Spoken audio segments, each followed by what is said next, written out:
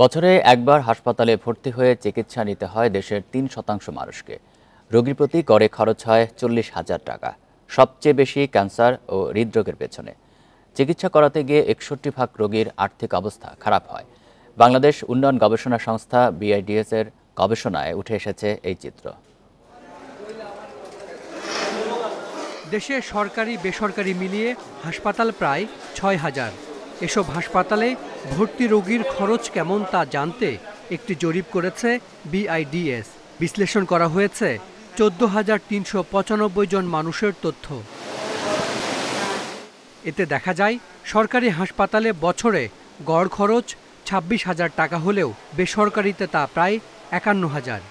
স্বাস্থ্যকে যদি আপনি একটা মানুষের মৌলিক অধিকার ধরেন, তাহলে সার্বজনীন স্বাস্থ্য ব্যবস্থা ইন্ট্রোডিউস করলে তো সবার আওতার মধ্যে এসে যাবে। হয়তো ইন্স্যুরেন্সের মাধ্যমে হোক অথবা ন্যাশনাল হেলথ ইন্স্যুরেন্স হোক সরকারে, তা দিয়ে করলে হবে। আমাদের হেলথের বাজেট যেটা আছে সেই বাজেটটা আর একটু বাড়ালে এটা করা সম্ভব। ক্যান্সার চিকিৎসায় সবচেয়ে বেশি খরচ, বছরে যা প্রায় ২,২৪,০০০ টাকা।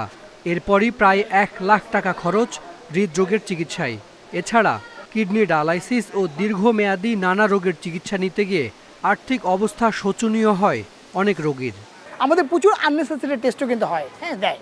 তো এই টেস্টটাও যদি আমরা কমে দিতে পারি, আমার যেটা লাগবে যদি আমি সেই টেস্টটা করতে পারতাম, তাহলে আমাদের টাকার পরিমাণটা কমে যায়। জমি বিক্রি যেটা বললাম, ধার দেনা করে প্রায় ৬১% পরিবার তারা এইটা করতেছে। এবং এটা একটা খুবই বার্ডেন এবং ভয়াবহ যে আমাদের স্বাস্থ্য ব্যয়টা, এটা আমাদের কমাতে হবে। গবেষণায় দেখা গেছে দেশের চিকিৎসা ব্যয়ের ৬৪% যায় ওষুধ কিনতে।